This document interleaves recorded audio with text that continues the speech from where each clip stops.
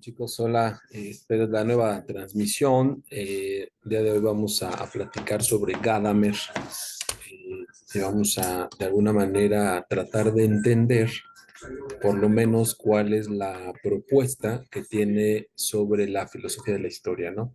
Eh, el, eh, Aunque Gadamer no es estrictamente filósofo y su postura sobre la filosofía de la historia va más en un término de análisis de la hermenéutica, sobre todo analizando los textos de Heidegger y de algunos existencialistas como Sartre, Nietzsche, ¿no?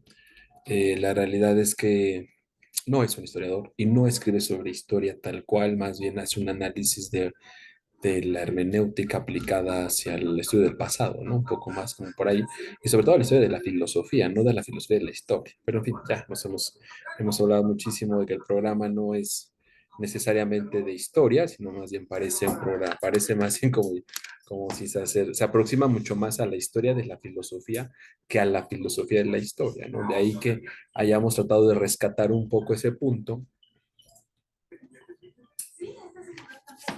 partir de leer el texto de Segundo Portilla sobre Hegel y la crítica y la postura y si quieren ustedes hasta el análisis de Hegel que hace Croce y que hace Collingwood, ¿no? Entonces son dos análisis completamente distintos, pero que sí están enfocados hacia la parte histórica, ¿no? Collingwood y Croce sí son historiadores, ¿no? Empíricos, diríamos hoy en día, son historiadores de la segunda mitad del siglo XIX, parte del el romanticismo nacionalista, pero son estrictamente historiadores, ¿no? Y Hegel no, Hegel es de una tradición filosófica, muy filosófica occidental, eh, sobre todo de la parte continental, y seguidor de alguna manera de todos estos, de la teoría analítica, de todas estas posturas que al final pues él va a tratar de reaccionar desde su propia trinchera. Y bueno, ¿no? No hay mucho que decir. La verdad es que ha sido complicado, si les soy sincero, ha sido complicado mantener una frontera visible o comprensible entre lo que es propiamente histórico y propiamente filosófico, ¿no? Es decir, esta frontera que se va desdibujando no es que no exista, lo que pasa es que nuestro programa no lo permite y entonces al ver puros filósofos parecería que estamos más bien haciendo historia de la filosofía o historiografía de la filosofía que aborda historia de la filosofía de la historia, historiografía de la filosofía de la historia. Y no, no es una historiografía de la filosofía de la historia, es una filosofía de la historia que se pueda abordar desde la propia historiografía. Y para eso tendríamos que abordar textos históricos, textos de historiadores que de alguna manera se han esforzado por adentrarse en el mundo de la filosofía y cómo los filósofos de alguna manera se han intentado entrar dentro de la disciplina de la historia. Entonces, digamos que en este diálogo es como podríamos entender qué es la filosofía de la historia. Si bien Kant, Hegel, eh, Herder, ¿no? Son filósofos esforzándose por darle un significado y entender el sentido del paso del tiempo, de la memoria humana, de los hombres. También ha habido extraordinarios exponentes de historiadores que han tratado de pues de darle no solo un sentido, sino como un análisis de lo histórico, más allá de los hechos, ¿no? Más allá de lo empírico. Por ejemplo, estoy pensando en Hollywood, Creche, sí. No, me estoy acordando de este francés, que es Michelet, eh, muy amigo de Víctor Hugo. Ay, se me fue el nombre de este señor. Bueno, que es un inglés, bueno, franco-inglés, tratando de hacer historia, pero que al final entiende que el sentido de la historia para explicar la Revolución Francesa Pues Tocqueville es un filósofo que no solo es un historiador que no solo hace historia, también hace un metaanálisis de los hechos y trata de entender como el sentido de la historia. Podemos haber hecho Tocqueville, ¿no? Podemos haber visto a Marx, ¿no? Marx no está, no figura muy bien en el programa y Marx es un filósofo que sí, de alguna manera aborda la historia y va a generar hasta una escuela de interpretación histórica. En fin, bueno, ya, esta es parte de mis críticas que siempre hago al programa. Pero bueno, eh, estrictamente Gadamer. ¿Qué pasa con Gadamer, no? Voy a compartir con Gadamer para que lo conozcan. Este es el cuate Gadamer. A ver si lo pueden ver. Este es Gadamer. Hola, señor Gadamer, ¿cómo está usted? ¿No? Este es Gadamer. De alguna manera es un personaje, pues, importante. Ha tenido como algunas pues, secuelas, ¿no? Hay digamos, como de una tradición filosófica propiamente continental, es alemán, por supuesto, aprendiz o seguidor de Heidegger, ¿no? Fue su maestro, él lo reconoce, junto con muchos otros. Y bueno, aquí está, ¿no? Hola, maestro Gadamer, espero que esté bien, no es la mejor foto, ¿no? Se me figura como estos dibujitos del final de la película de El Señor de los Anillos, ¿no? Que hacen como estos dibujos eh, para tratar de ilustrar, ¿no? A los actores y, ¿no? Todo el esfuerzo del, eh, de la película, ¿no? Bueno, Gadamer es un personaje, es un filósofo importante al que se le atribuye una cosa llamada giro hermenéutico en la filosofía. Y más allá de hablar del giro hermenéutico, que sí lo haremos, ¿no? Trataré de irlo orientando hacia en la parte de su aportación en las cuestiones de filosofía de la historia, ¿no?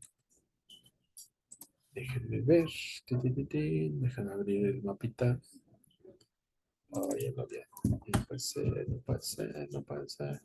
Bien, es que ya lo tenía preparado y se cerró, entonces tengo que volver a programarlo, ¿verdad? Bien.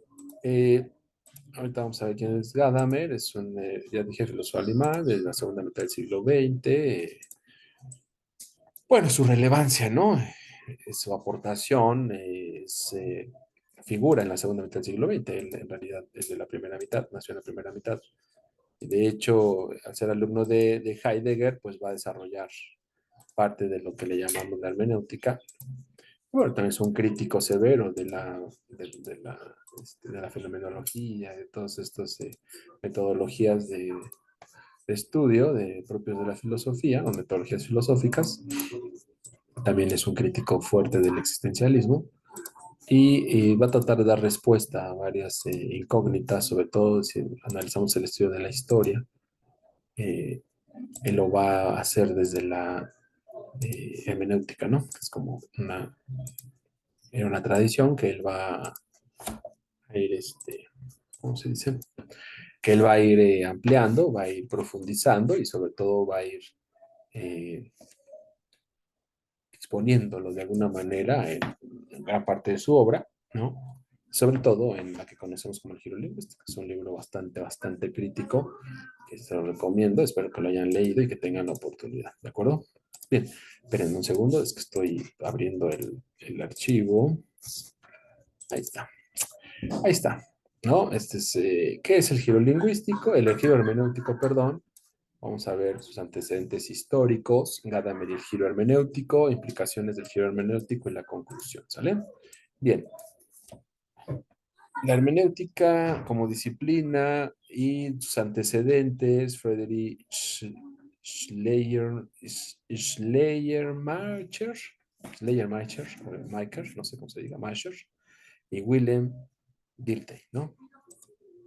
Bueno, hay una tradición de la hermenéutica que se remonta a los principios de la lectura de la Biblia, ¿no? De la parte del estudio de la Biblia, que de manera muy general podríamos decir que es la interpretación crítica y explicativa de los textos bíblicos. Es decir, es un análisis del significado simbólico de las parábolas de la Biblia. Es una forma en la que el sujeto cognoscente o nosotros como estudiosos no solo vamos al texto, lo interpretamos, hacemos anotaciones, generamos algún tipo de crítica desde nuestro contexto y además la construcción de un discurso para explicar lo que significa este análisis, lo llevamos a un, digamos, como a un segundo nivel, ¿no? Y en ese segundo nivel tenemos la capacidad o desarrollamos la capacidad de explicar no solo el significado del texto, sino incluso de, de las, eh, de las figuras literarias del texto, en este caso las parábolas de la Biblia, ¿no? Que de alguna manera vienen directas y explícitas en un enunciado y... en un segundo, chicos, permítanme. Bueno, comentaba, perdón, una interrupción, es que justo el análisis del significado, ¿no? De estas figuras literarias, de alguna manera van habilitando o desarrollando habilidades en el lector que le permiten encontrar, sí, encontrar, diríamos, ¿no? Sería como la palabra más cercana a lo medieval, encontrar el significado simbólico de estas frases directas, decía yo, que son, por ejemplo, las parábolas, ¿no? O sea, de alguna manera usan figuras para tratar de eh, eh, como, como de encerrar, ¿no? Toda una serie de significados que se pueden interpretar de distintas formas, ¿no? Entonces, esta, esta habilidad metódica del análisis del significado simbólico de las figuras literarias en la Biblia es lo que estrictamente podríamos llamar como el origen de la hermenéutica moderna, ¿no? Entonces, en este sentido, es que la filosofía no deja de ser hermenéutica, o sea, no deja de hacer este ejercicio cuando interpreta los textos, ¿no? O sea, no solo es una interpretación directa, crítica y explicativa, sino que incluso va o trata de comprender estos otros significados simbólicos, ¿no? Bueno, en ese sentido, cuando nosotros hacemos una crítica textual en filosofía, estudiamos, digamos, los manuscritos para determinar la versión más precisa de un texto, es decir, tratamos de encontrar la veracidad de lo que se expone, y si ya lo generamos de una manera más aristotélica, pues tratamos de comprender si la argumentación es coherente, es lógica, incluso clara, ¿no? Ordenada, o obedece a otro tipo de ordenamiento del texto, pero al final encontramos, o sea, encontramos un argumento, ¿no? En ese sentido, reitero, este estudio de lo que leemos, lo que tenemos es la posibilidad de extraer, ¿no? Alguna especie de significado, pues nos ayuda justo como a ir,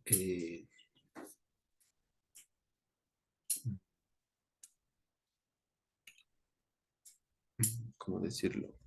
Extrayendo las ideas centrales de algún autor, ¿no? Y su obra.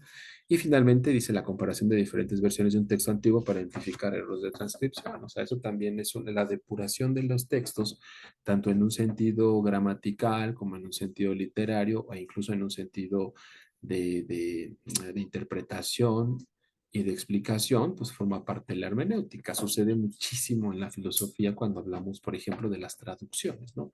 La traducción de determinados autores y ciertas obras eh, son, se comparan muchas veces y se trata de dar una versión lo más cercana o lo más precisa al texto original. Esto sucede mucho, bueno, perdón, lo dice Gadamer en el texto que les dejé leer, lo dice al principio y lo sigue concluyendo, ¿no? Por ejemplo, analiza a Sartre y dice, bueno, va explicando, ¿no? Cómo para tratar de entender el texto de Sartre, eh, lo lee en alemán y luego tiene la posibilidad de leerlo en el francés directo y hace esa comparación y se da cuenta que su interpretación de la traducción alemana no le permitía, no lo llevaba a esa comprensión profunda, por ejemplo,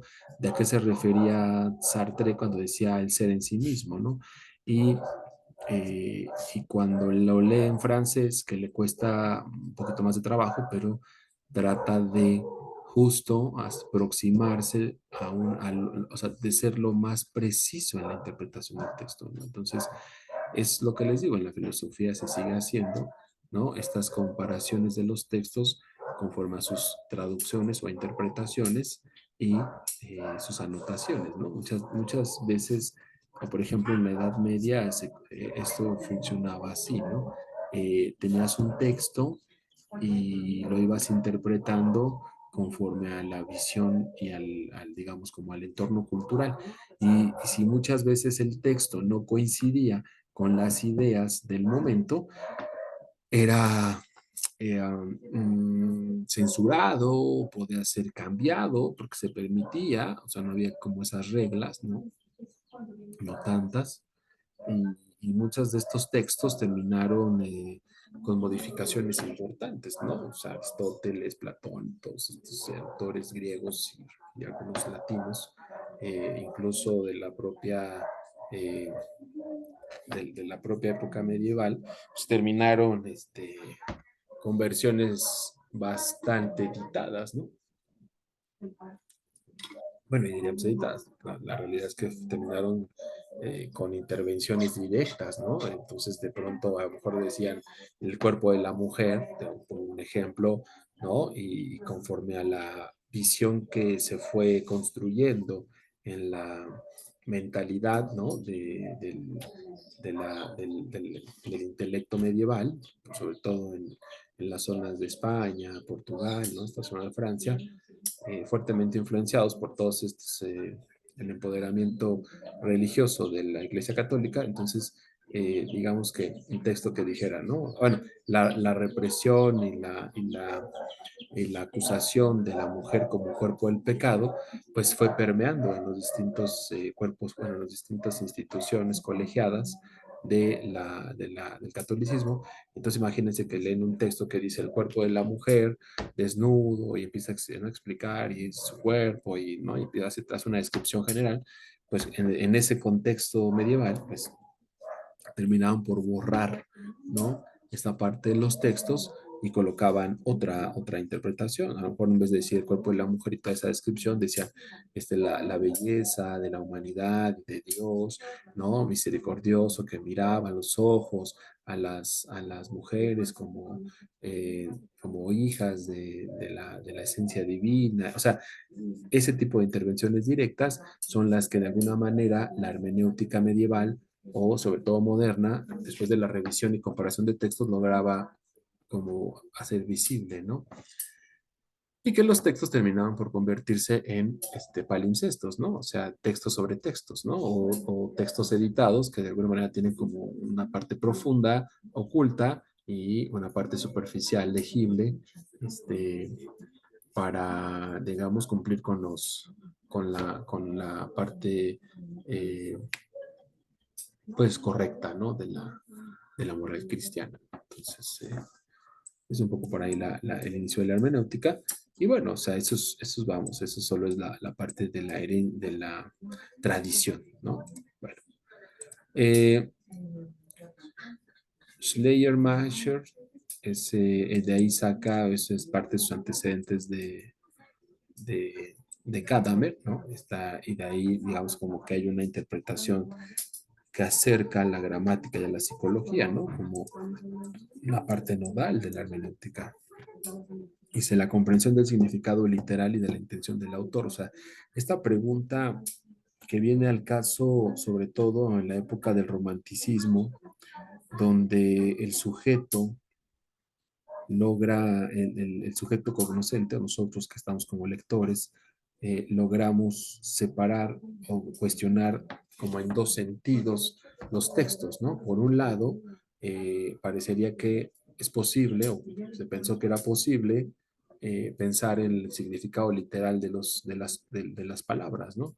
Y que por otro lado, se podía analizar que el uso o la intención de las palabras eran como una, eran propias del interés del autor, ¿no? Vamos a poner un ejemplo que me gusta mucho, ¿no? Y que hablaba justo, de, por ejemplo, esta parte de la mujer, ¿no? De la Edad Media, bueno, no de la mujer como figura, sino más bien del cuerpo de la mujer.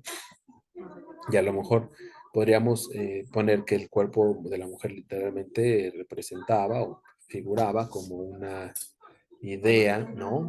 Física, explícita, objetiva de las palabras. Pero ya cuando analizamos el texto veíamos que la intención del autor era disfrazar en las palabras el cuerpo de la mujer, intentaba disfrazar algún tipo de significado sobre la maternidad, ¿no? O sobre el pecado de Adán y Eva, ¿no? O una secuela o como una parte complementaria de la historia de Adán y Eva, ¿no? O sea, es decir, ambos cuestionamientos a partir de la misma palabra empiezan a rondar en la metodología o la hermenéutica como método de análisis de Gadamer, ¿no? Y esto justo es parte o sí es parte de su influencia de Friedrich Schleiermacher, ¿no? Y y luego viene el análisis de una obra literaria considerando tanto su estructura lingüística como la biografía del autor. O sea, en ambos sentidos es como la hermenéutica nos invita no solo a extraer el texto, su interpretación, su simbolismo, sino además analizar la biografía del autor nos permitiría eh, comprender que detrás de esa palabra, de esa literacidad, pues hay una intención, hay un interés.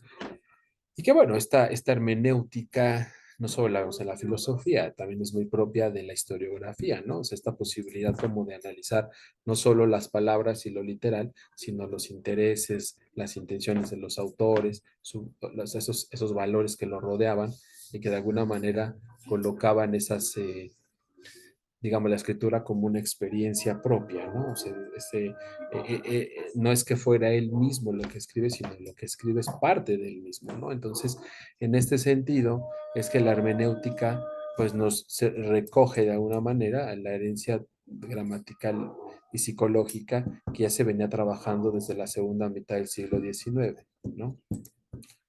Bueno. La otra herencia muy fuerte que tiene Gadamer se remonta a Dilthey, ¿no? Dilthey, de alguna manera muy resumida, habla sobre la aplicación a las ciencias humanas, de esta parte de la hermenéutica, la posibilidad de, pues, de ir, vamos, es el surgimiento de la psicología, ¿no? O la separación de los que creen en la objetivación de la conciencia y los que no, la subjetividad que cada vez va a ir estudiando, ¿no? Esta idea de la conciencia en sí misma, de la posibilidad de experimentar el mundo, los sentidos, los límites del conocimiento, etcétera, ¿no? Entonces, en ese punto es que Dilthey, ¿no? Va a animar, que también fíjense que podemos analizar a Dilthey, va a animar justo esta aplicación de la hermenéutica en lo que él llama ciencias humanas o ciencias del espíritu, dirían los alemanes, ¿no? Que bueno, tiene que ver con una cuestión cultural, justo, ¿no? Dice, el uso de métodos interpretativos para comprender fenómenos humanos, ¿no? Que en este sentido es, ¿qué posibilidad tenemos eh, de ir estudiando lo que logramos percibir de la humanidad, ¿no? O de los conjuntos humanos, ¿no? ¿Qué posibilidad tenemos para que no se nos desdibuje en una teleología universalista, donde se coloca a todos igual, con los mismos errores, los mismos principios, los mismos valores, ¿no? ¿Por qué? Porque lo que en este momento vive, justo vamos a aplicar un poco de hermenéutica a la teoría de Dilthey, porque lo que en este momento está viviendo Europa es esta expansión colonialista donde al tratar de ser consciente de sí mismo, también va a tratar de concientizarse sobre la posibilidad del otro. Y en ese sentido es como pues se da la explosión de diversidad cultural en, eh, en las, digamos, en los estudios humanistas, ¿no? Entonces, no es que no estuvieran ahí las culturas, o no es que de pronto Europa, los europeos despertaran y dijeran, no, no, hemos descubierto el mundo. O sea, tampoco es tan dramático, pero sí en términos de la conciencia, o por lo menos de lo que se asume, ¿no? Que es posible comprender, justo Dilthey propone, ¿no? Que se aplique esta hermenéutica para ir generando métodos interpretativos, ¿no? Eh,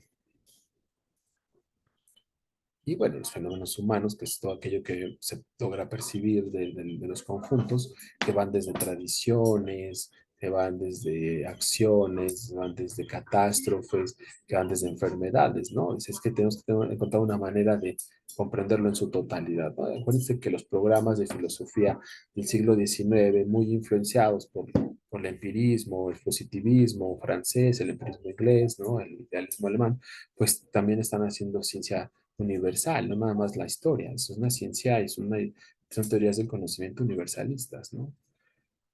Bueno, entonces en este sentido, pues los fenómenos humanos le preocupan a Dilthey, ¿no?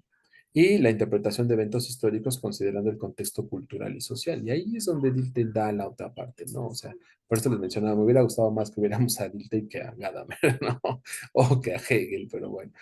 Porque justo Dilthey, cuando hace una interpretación de los eventos históricos, va asumiendo que hay una influencia importante del exterior hacia el sujeto, ¿no? Y sujeto no me refiero a persona, hombre, o mujer o individuo, me refiero a sujeto como esta aprehensión de un grupo social o de una organización social, la que vamos a llamar pueblo, la que vamos a llamar país, la que vamos a llamar nación, la que vamos a llamar familia, ¿no?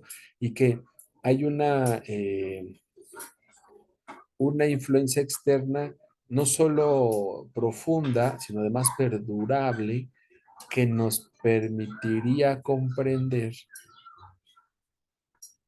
justo esos fenómenos humanos, ¿no? A los que se refería. Por ejemplo, las tradiciones orales, ¿no?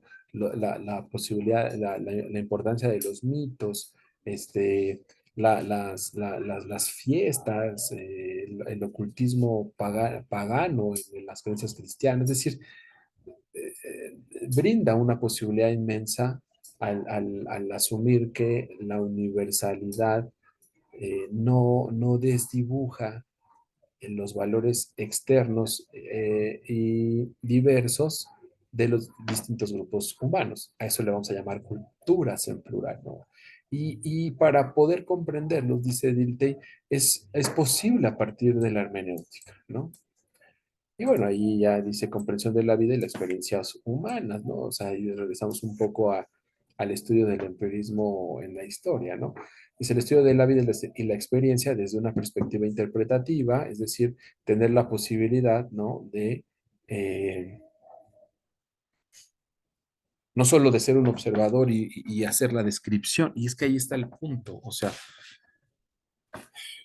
el momento en el que se separa un poco la historia y la antropología y la etnología y la sociología es justo esto, ¿no? Dice, el estudio del ave y la experiencia desde una perspectiva interpretativa es que tenemos la posibilidad de interpretar lo que estamos observando y describiendo. Y entonces, no solo es una cuestión de causa-efecto, como se ha reducido en la idea de ciencia moderna, que también es falsa, por cierto, o sea, ese reduccionismo, sino que más bien la misma pregunta que se hace Hegel, ¿no? Desde qué sentido tiene este pasar del tiempo, digamos, si hacemos un análisis de los hechos y su interpretación general. Y la pregunta no sería esa, sino, bueno, yo cambiaría un poco la pregunta, sino que más bien sería, ¿para qué la descripción de los hechos? ¿Y para qué creer que tenemos ahí los hechos o que es posible que tener ahí los hechos? Si al final lo que estamos buscando es lo mismo que Hegel, un sentido generalizante, universalista de la historia o de una historia teleológica, una historia lineal que tiene un origen y que nosotros somos el final, ¿no? O sea, como en este devenir constante. Eh, pero bueno, Dilthey no se equivoca en ese punto, porque él no está pensando en este sentido como de la experiencia del sujeto presente, ¿no? Que es algo que Heidegger en algún momento se va un poco a analizar y a burlar de eso, ¿no? Sino que más bien lo que está diciendo es que el historiador debe tener la posibilidad de analizar los hechos más allá de las descripciones empíricas, más allá de su colección de datos, ¿no? Es una crítica que van a hacer los renacentistas, no, perdón, los ilustrados a los historiadores, ¿no? O sea, es un sujeto que se la pasa encerrado nada más haciendo una compilación de archivos, datos, fechas, ¿no? En una historia lineal que no es que no tenga sentido, es que nada más tiene un solo sentido, que es el orden que le dio el, archivi, sí, el archivista, ¿no? O el administrador de archivos. Entonces, ahí es donde Dilthey despierta la posibilidad de interpretar la historia, ¿no? Interpretarla en términos hermenéuticos, ¿no? Y bueno, él dice el análisis de diarios personales para entender la perspectiva individual sobre eventos históricos. Entonces, Dilthey ahí asume que ahí sí podemos darle un giro por completo a la interpretación de la historia universal y hacer historias o compilar historias individuales, ¿no? Y sería una perspectiva más cercana al sujeto y menos homogenizante. Vamos, Dilthey está pensando en en una cuestión como más de separatismo cultural que otra cosa, pero eso es parte de su biografía de Dilthey, ¿no? En fin, eso para la mía, la verdad.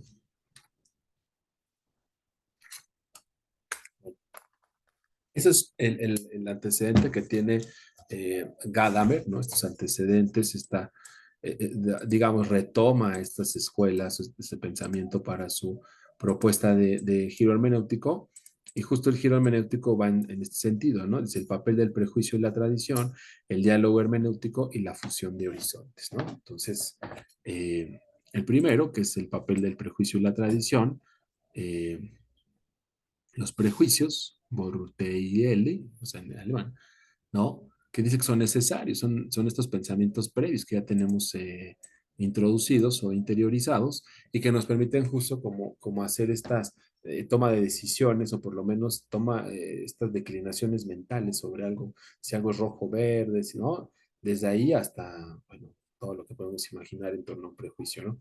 Dice, son ideas preconcebidas que influyen en nuestra comprensión y que no deben ser eliminadas, ¿no? O sea, los prejuicios son parte de nosotros, indiscutiblemente, podemos decir que hasta innatos, ¿no?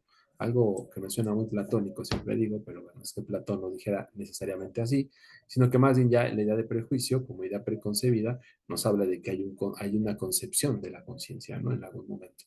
Y bueno, y que influyen en nuestra comprensión y que no deben ser eliminados. Ya de entrada, asumimos que nuestra racionalidad nos permite comprender las cosas o el mundo o la cosa, ¿no? En sí, eh, y que nosotros tenemos la posibilidad y la capacidad y hasta la obligación de comprenderla, ¿no? Entonces, en este sentido, nos ayudan nuestras ideas preconcebidas, por eso no deben ser eliminadas o quizá no pueden ser eliminadas, ¿no? Y si un historiador utiliza su conocimiento previo sobre una época para interpretar un documento histórico, ahí está la interpretación de Gadamer hacia la historia. Dice, un historiador utiliza su conocimiento previo sobre una época para interpretar un documento histórico. Es decir, cuando nosotros, por ejemplo, ahora que vayamos al archivo, ¿no? Ahora que están invitadísimos al archivo y que espero que de verdad nos acompañen, acuérdense, 2 turnos, 10 de la mañana o 2 de la tarde, ¿no? En la entrada del archivo hay que estar en tiempo, 10 minutos antes sería fantástico. Y es el ejemplo claro, ¿no? Ahora que nos vamos a tener la posibilidad de que nos exhiban algunos códices, por ejemplo, ¿no? Si llega alguien que desconoce por completo los códices mesoamericanos, seguramente lo que observará serán figuritas animadas, buscará a lo mejor encontrarle sentido sentido a los animales, a los cerros, a las aguas, ¿no? Todo esto, ¿no? Eh, lo interpretará desde esa perspectiva, ¿no? Como comparándolo con todas las figuras, incluso hasta con el anime, si quieren ver, o eh, todas estas revistas de dibujo del arte que nosotros traemos, ¿no? Digamos, pero no conoce los códices. Y en cambio, alguien que sí conoce los códices, cuando ve, por ejemplo, la salida de Chico Mostoc del pueblo mexica, ¿no? ¿qué es lo que está viendo? Ve el cerro y dice, claro, ese es un símbolo, ¿no? Ahí está la hermenéutica. Es un símbolo de origen, de salida, porque además están mirando hacia el oeste, y eso quiere, perdón, hacia el este, eso quiere decir que están saliendo, no que van llegando. Por lo tanto, van contra el sol, o sea, están viajando de noche. Ay, pero además traen una tilma, eso quiere decir que es el Tlatoani. Ah, y tiene un asiento, quiere decir que es la voz cantante del gobierno, o es el mismo Tlatoani. Ah, y además tiene unas cositas arriba, un águila. Ah, eso quiere decir que su nombre está asociado con un ave. Ah, y además trae un glifo de diálogo, ¿no? ¿Cómo le llaman? Sí, esta, se llama glifo de diálogo, pero bueno, no me acuerdo cómo se llama, ¿no? Esta cosita que es eh, una idea que sale de la boca. Ah, entonces quiere decir que es la voz cantante o está dando órdenes, saliendo de noche porque está viendo hacia el este, de un cerro, porque esa figurita que parece así como un monolito, en realidad es un cerro, y luego se ve que salen de la parte inferior, quiere decir que es una cueva, y además está pasando unos rollitos azules, eso quiere decir que es una cueva que está o en un lugar de agua, o es un islote, o es una cueva con agua, ¿cómo se llaman? Estas cavernas, ¿no? Eh, ¿Cómo se llaman? Bueno, déjenme acuerdo cómo se llaman, que se me fue la onda. Pero perdón, se me fue, grutas, ¿no? O sea, quiere decir que si tiene un cerro y van por abajo y hay una suerte como de dibujitos en signo de azul, ¿no? Como espirales azules, pero además están rodeando el cerrito ¿no? Y que además tiene como unas piedritas que apuntan hacia abajo. Entonces, eso quiere decir que Chicomostoc era. Y el nombre de Chicomostoc lo sacas porque además tiene unos glifos toponímicos arriba del cerro. Entonces, eso quiere decir que el cerro de Chicomostoc está rodeado de agua o está en medio del agua, y estas piedritas quiere decir que es una caverna, probablemente grutas llenas de agua de las cuales están saliendo. Y si cuentas, te das cuenta, y si observas, te das cuenta que hay un glifo numeral, que ya entonces están saliendo 12 tribus, o por lo menos 12, y ya trae, el numeral trae un glifo toponímico, y dan 12 en etnicidades, dirían, ¿no? 12 etnicidades que salen de Chicamostoc de noche bajo el liderazgo de un gobernante que habla y da órdenes, y que además el glifo toponímico, el glifo eh, nim, sí, bueno, el nombre, su glifo eh, de nombre es Quetzalcóatl. En fin, o sea, todo eso lo puedes ver uno cuando te acercas al documento y tienes un conocimiento previo, ¿no? Y todo eso que les acabo de contar no lo puede ver de primera mano a alguien que no tiene conocimientos previos sobre ese documento histórico. Entonces, esto que está diciendo perdón, Gadamer, es que justo la forma en la que nosotros nos acercamos a los documentos históricos es como vamos constatando nuestros conocimientos previos que justo nos animaron a llegar a ese documento histórico, y de ahí hacemos una interpretación, ¿no? A partir de los prejuicios que tenemos sobre ese proceso histórico y del documento del que hablamos, ¿no? Puede ser una falsificación, puede ser auténtico, puede ser una copia autentificada, puede ser una copia pirata que nos permite, puede ser una copia pirata que inválida legalmente, pero válida para su estudio académico, porque es lo único que tenemos del original. Es que de verdad, yo creo que el documento, la hermenéutica de un documento es fantástica, es fantástica. En esto Gadamer tiene toda la razón, ¿no? Cuando uno interpreta un documento, pone en juego prejuicios, valores, principios, conocimientos previos, ¿no? Hasta la disciplina propia. En fin. Ay, bueno, y viene la tradición como facilitador de la comprensión. Dice, en un contexto histórico y cultural que enmarque y facilita nuestra interpretación, es decir, la idea de historia que nosotros nos enseñaron y la que vamos estudiando, es la que nos va acercando a esta interpretación de los hechos. Si yo vivo en un país donde no solo se estudia la historia oficial, sino que se enaltece y se idolatra a ciertas figuras, cuando recorro o voy hacia esa historia, pues lo único que quiero ver son esos héroes, lo que quiero ver son esos héroes en acción, liberando a la nación, liberando al país, porque esa es la historia que me han contado, ¿no? Esa es la historia que hemos creído. Incluso lo podemos ver hasta en cuestiones monumentales, ¿no? Cuestiones constitucionales, cuestiones que van más allá de la parte educativa. ¿Estamos de acuerdo o no? Bueno, esa es parte de lo que observamos. Y la comprensión de rituales religiosos tradicionales a través del estudio de su evolución histórica. Bueno, aquí Gadamer se mete en una cuestión de creencias que es sumamente profundo, pero que bueno, es la crítica de la filosofía desde la era de Sócrates, ¿no?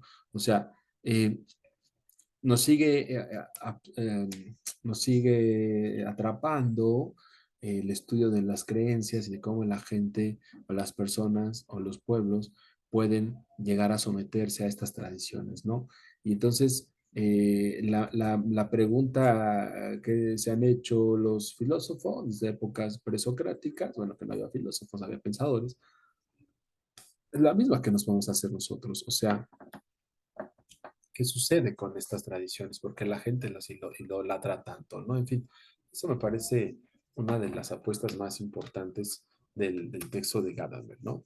O sea, qué pasa con los rituales religiosos y cómo podemos comprenderlos. Pues, bueno, pues pone exactamente igual que Hegel la cuestión de la historia, ¿no? Habría que comprender su evolución, habría que estudiar su documentación, habría que estudiar su ejecución, habría que estudiar sus enseñanzas para ir comprendiendo que para ir, sí, analizando y estudiando su historia, la cual nos va a permitir comprender entonces por qué eh, el Cerro del Tepeyac se llena el 12 de diciembre o recibe entre 3 y 12 millones de personas venidas de todo el mundo, ¿no?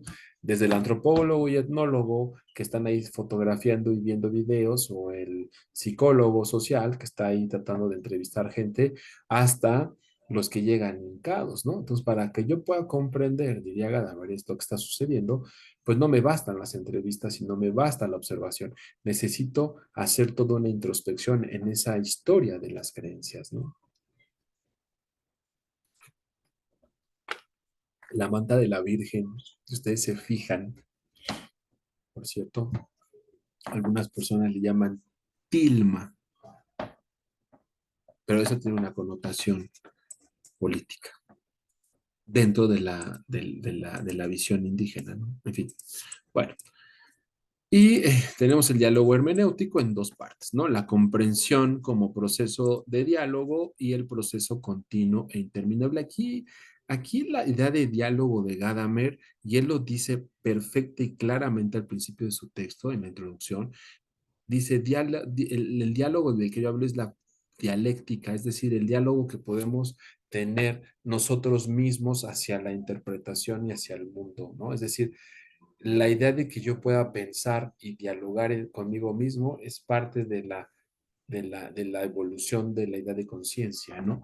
Bueno, a ese diálogo es al que me refiero, porque ese diálogo es el que va a dar apertura para que justo pueda comunicarme con otros a través de ideas, a través de la palabra, del lenguaje, ¿no? Este milagro de la comunicación, pero siempre y cuando haya una posibilidad de subjetividad en ambas partes. O sea, y él lo dice muy claramente en su introducción, la posibilidad de la intersubjetividad, ¿no? Que creo que es de Husserl. Bueno, su interpretación. En este sentido, habla de interpretación como intercambio continuo y bidireccional de intérprete-texto. Ese es el diálogo que estableces con tu texto. En realidad es como si hablaras con él, si lo quieren ver así, ¿no? Es una forma en la que el lenguaje se vuelve el intermediario fundamental para la interpretación, ¿no? Dice, un crítico literario actúa con diferentes interpretaciones de una novela para llegar a una comprensión más profunda. Aquí justo lo que va diciendo es que los diálogos que entablamos con los textos se convierten en acciones profundas, complejas, pero que además requieren de una serie de revisiones constantes. Un diálogo justo requiere de eso, de una consolidación y de una positividad constante, ¿no? Hola, hola, ¿se encuentran ahí? Sí, sí, aquí estamos, de este lado. Entonces, o sea, es como estar pidiendo, cuestionando y exigiendo respuestas, ¿no? Yo exijo, pido, cuestiono y del otro lado obtengo respuestas y luego vuelvo a cuestionar y viceversa. Y entonces ahí se genera un diálogo interpretativo con el texto, ¿no?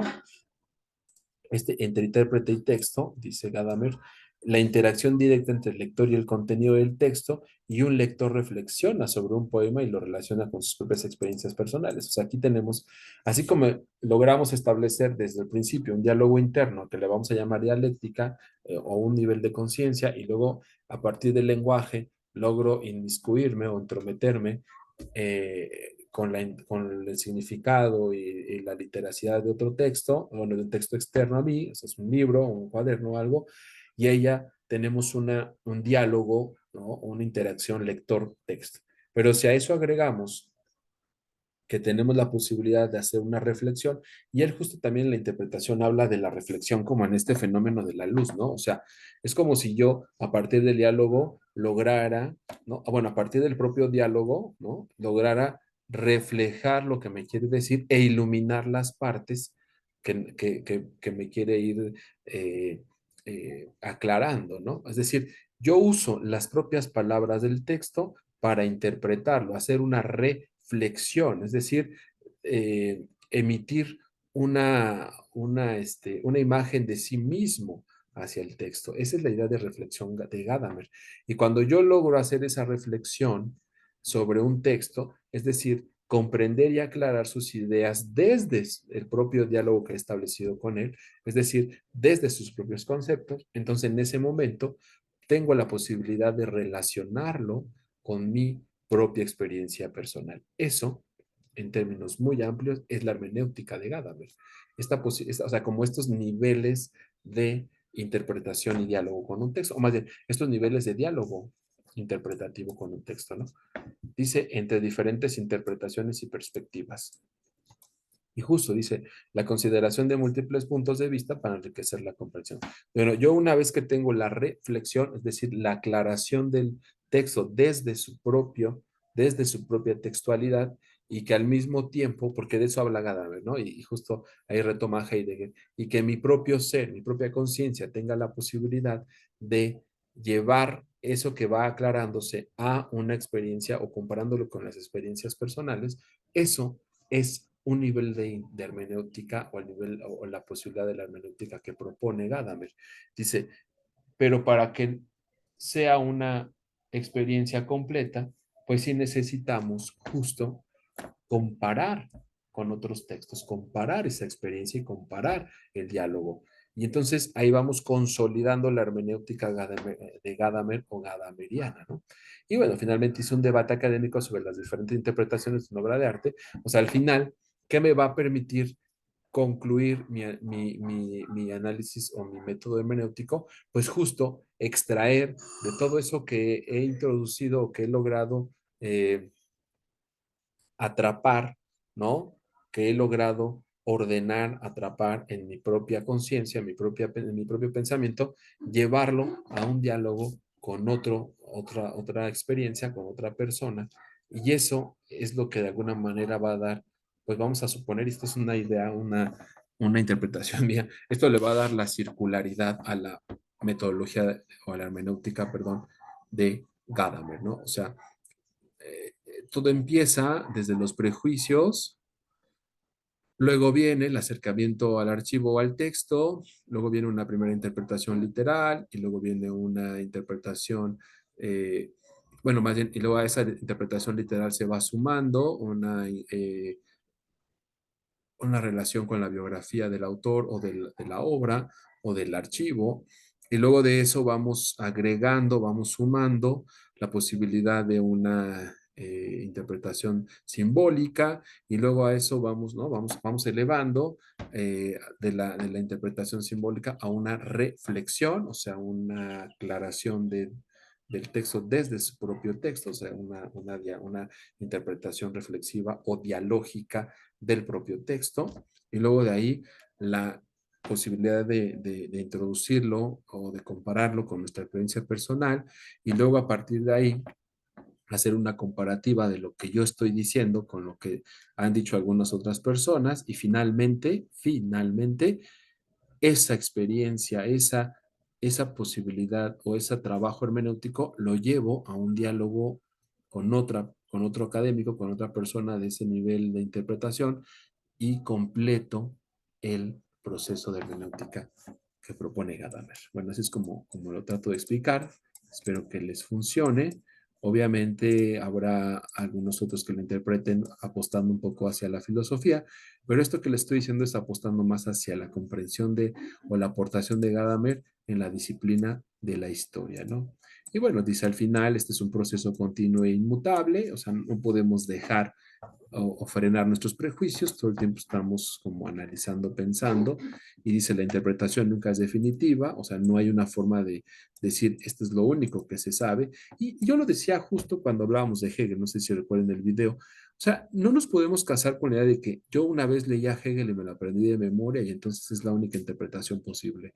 O sea, si de pronto alguien desde la disciplina de la sociología, desde la disciplina de la antropología, lee que el espíritu del pueblo no se refiere a la cultura, sino que se refiere a un sentido de como más de conciencia colectiva, bueno, es posible. Es decir, la propia filosofía no puede monopolizar la interpretación de los textos. Gadamer lo está diciendo claramente. La interpretación nunca es definitiva, tanto en el trabajo personal, intelectual, pero tampoco hacia afuera, ¿no? Y está siempre abierta a nuevas perspectivas. O sea, la invitación es, chicos, yo tengo una manera de leer a Kant porque me ha funcionado para explicar por qué el valor del respeto es fundamental en la escuela. Bueno, tampoco voy a resolver el problema de los, bueno, la explicación de los juicios sintéticos a priori desde ahí, pero eso no invalida mi interpretación. O sea, que yo no, que todavía no me sea posible, porque no he leído muchas veces, creo que cada vez me esfuerzo más, se los comparto aquí entre nos, ¿no? Que al estar con colegas filósofos me he vuelto he vuelto a leer mis textos clásicos de filosofía en la colección de Gredos que tiene mi esposa, y de verdad que me he esforzado mucho por volver a entender a Kant, y bueno, es una tarea sumamente tortuosa, ¿no? Es como pero bueno, a lo que voy es que no por eso es inválida mi lectura de Kant. O sea, por ser historiador y con una formación filosófica en el posgrado, eso no me demerita por leer a Kant, porque, vamos, yo no lo trabajé en la tesis, ¿no? Trabajé a otros filósofos, más de la filosofía y de la filosofía natural, más escolásticos, ¿no? Más como cuestiones que están relacionadas con las artes y las técnicas y la mecánica y la tecnología, y la ciencia misma. Bueno, eso no quiere decir que mi interpretación de Kant esté agotada, y tampoco quiere decir que un filósofo que hizo su tesis de Kant pueda venir a callarme y decir, es que lo que tú estás diciendo es falso, perdón, que tú estás diciendo es inválido. No, no. Y yo aquí me agarro de gada, les digo, por favor, o sea, de veras, trabajemos mucho la empatía, la posibilidad de escuchar otras interpretaciones, ¿no? Y finalmente, la reinterpretación constante de clásicos literarios a lo largo del tiempo. O sea, es que sí tenemos que hacerlo. En historia es muy común. Y hasta donde sea en filosofía también es muy común. Gadamer lo hace en toda la introducción en este libro del giro hermenéutico. Pero lamentablemente nuestros programas, como empiezan en los presocráticos y terminan regularmente en Kant o en Hegel, o ni siquiera llegan al siglo XIX, pues los chicos no saben que justo ha habido todo un revisionismo filosófico, incluso en este siglo XXI, ¿no? Pero bueno, ya no me voy a meter en la crítica de la filosofía, pero sí de pronto esto que me agarro de Gadamer para decir, de veras, los invito a hacer interpretaciones y reinterpretaciones y revisiones de nuestros textos, y tener la empatía, tener la flexibilidad de escuchar otras interpretaciones. Los invito. Por favor, ustedes que ya traen una formación previa, los invito a no casar, porque eso no solo invalidas la posibilidad o las ideas del otro, sino que también imposibilitas el diálogo y eso sería perjudicial, diría Gadamer, ¿no? Ni siquiera completarías la parte hermenéutica, pero además también empobreces tu interpretación, ¿de acuerdo? Bueno, jóvenes, pues muchísimas gracias. Nada más me quedó fusión de horizontes, que se refiere a la interacción entre horizonte e intérprete. Bueno, esto lo vamos a dejar para la siguiente semana, el video 2. Este, y ya veremos cómo va avanzando, ¿sí? Aquí vamos a quedar en la fusión de horizontes para un segundo video. Este es el de la primera parte del giro hermenéutico. Pues chicos, muchísimas gracias. De verdad que me encanta de pronto tener estos diálogos. Terminando la segunda parte de Gadamer, me voy a dedicar a dar una respuesta y una reinterpretación, eh, enriquecer la explicación, la exposición que ustedes de verdad han hecho fantástica los sábados. Ya escuché los primeros sábados. Me encantó el esfuerzo que han hecho. Se nota en la preparación previa, lo he dicho muchas veces, no solo en sus respuestas del Classroom, sino también se nota a la hora de abordar ya un autor. Se nota su profesionalismo, me gusta. Y voy a tratar de enriquecer esa explicación, esos textos que propusimos para que en los videos ya trabajemos justo esta parte. Van a ser videitos más cortos, van a ser más o menos como de media hora. Entonces voy a tratar como de terminar con eso. Chicos, muchísimas gracias. De verdad les deseo una excelente semana y nos estamos viendo el sábado. Muchas gracias. Va a ser una excelente semana. Chao.